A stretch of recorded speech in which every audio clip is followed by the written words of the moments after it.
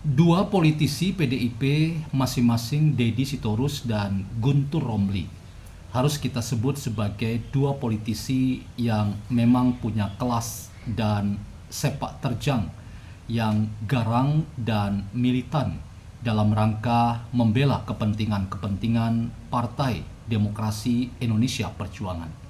Mereka terlihat gagah dan sangat garang untuk mempertanyakan segala sesuatu dengan sikap kritis, bahkan mereka tak jarang melakukan serangan-serangan balik sebagai bentuk perlawanan mereka ketika merasa bahwa ada serangan yang sistematis yang diarahkan pada Partai Demokrasi Indonesia Perjuangan dengan segala kepentingan-kepentingan yang dimilikinya.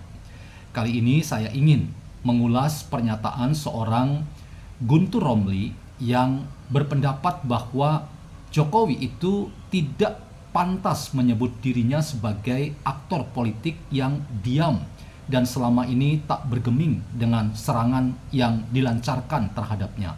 Mengapa? Karena Jokowi lebih pas disebut sebagai orang yang sedang sakit. Karena itu ia sedang minum obat 3 kali sehari. Ia yang sering tampil di media sosial, bahkan liputan terhadap dirinya yang terus-menerus dilakukan di media sosial, itu membuat Jokowi bukan aktor yang diam, tetapi ia memanfaatkan media sosial sebagai platform untuk melakukan pembelaan dirinya dari serangan-serangan yang ditujukan kepadanya. Karena itu Jokowi layak disebut sebagai orang sakit yang minum obat, dan minum obatnya 3 kali sehari. Bagaimana kita membincang sebutan orang sakit, yaitu Jokowi, dari seorang politisi yang garang dari PDIP, Guntur Romli.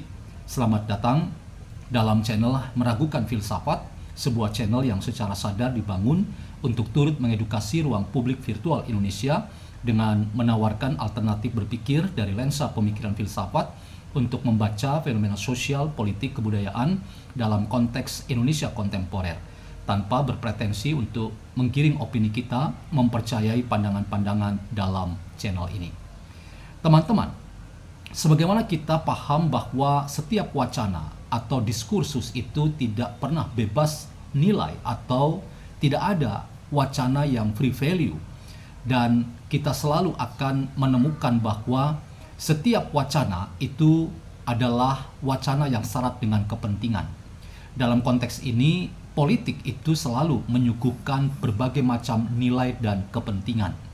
Dalam konteks ini, ketika kita membincang kontestasi dan rivalitas yang muncul dalam pemerintahan yang kita adopsi, yaitu sistem pemerintahan demokrasi, yaitu rezim yang syarat konflik dan kontestasi, maka kita akan menemukan berbagai macam varian wacana dan demokrasi, tujuannya agar wacana dan diskursus dalam demokrasi itu mendapatkan ruang untuk disebarkan dan mendapatkan ruang untuk diikuti, dan karena itu pengikut-pengikutnya itu sekaligus juga membenarkan apa yang disebut sebagai wacana yang didesiminasikan itu.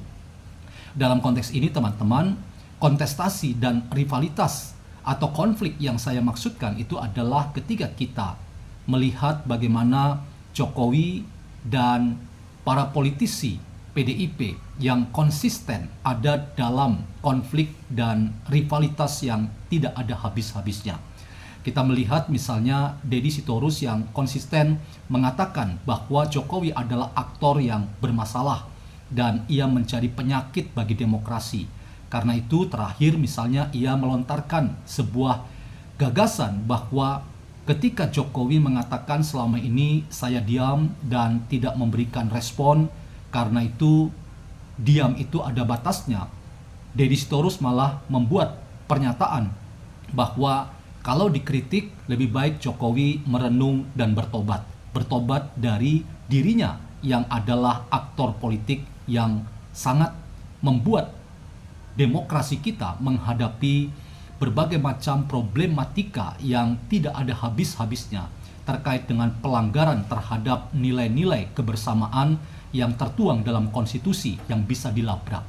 Dalam konteks ini, Jokowi dianggap sebagai aktor yang membuat demokrasi kita itu awut-awutan dan berjalan ugal-ugalan karena ia dianggap dan dituduh melanggar konstitusi.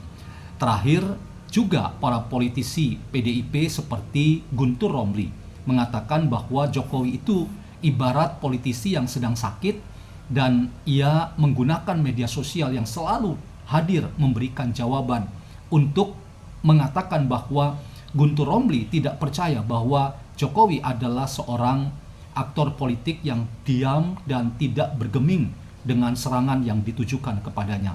Sebab Jokowi selalu hadir dalam ruang media sosial memberikan jawaban, pembelaan diri, dan klarifikasi. Bukankah itu harus disebut bahwa Jokowi ibarat orang yang sakit dan ia minum obat 3 kali sehari?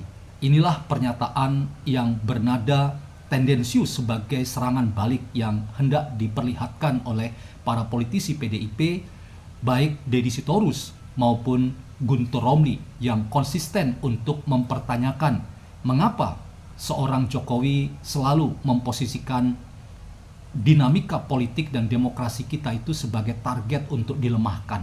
Bahkan upaya melemahkan itu juga diarahkan pada PDIP sebagai partai yang dulu pernah membesarkan seorang Jokowi, tapi sekarang mereka berdua atau Jokowi terhadap PDIP dan PDIP terhadap Jokowi ada dalam rivalitas yang tidak ada habis-habisnya. Saling serang, saling kecam, saling sindir juga muncul dalam para politisi yang tergabung dalam PDIP maupun politisi-politisi yang konsisten menyuarakan diri sebagai relawan Jokowi, baik Projo maupun mereka-mereka yang menyebut diri sebagai Jokowi mania.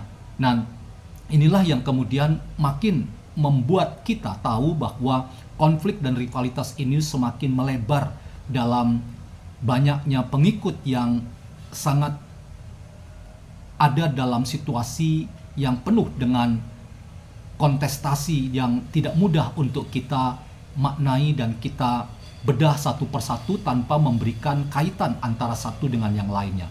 Dalam konteks ini, teman-teman, saya ingin memberikan catatan bahwa apa yang dikatakan oleh seorang Guntur Romli bahwa Jokowi bagaikan politisi yang sedang sakit itu adalah bagian dari wacana politik yang syarat kepentingan dalam rangka untuk mendemigrasi seorang yang bernama Jokowi.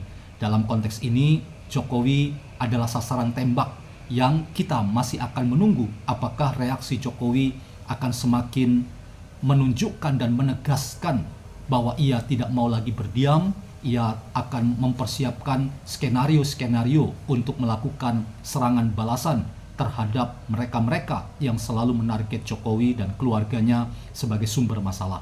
Kita akan melihat ke depan bagaimana situasi yang sangat penuh dengan ketegangan ini harus kita bedah, tetapi paling tidak kita mendapatkan insight bahwa apa yang kita sebut sebagai rezim demokrasi itu adalah rezim pemerintahan yang syarat dengan konflik dan kontestasi. Kita menjadi paham bahwa banyaknya wacana yang disebarkan untuk diketahui oleh publik luas. Selain itu adalah perang opini bahwa ini akan terus-menerus kita jadikan konsumsi, bahwa situasi politik kita ke depan semakin panas dengan perang wacana dan konflik di seputar diskursus politik.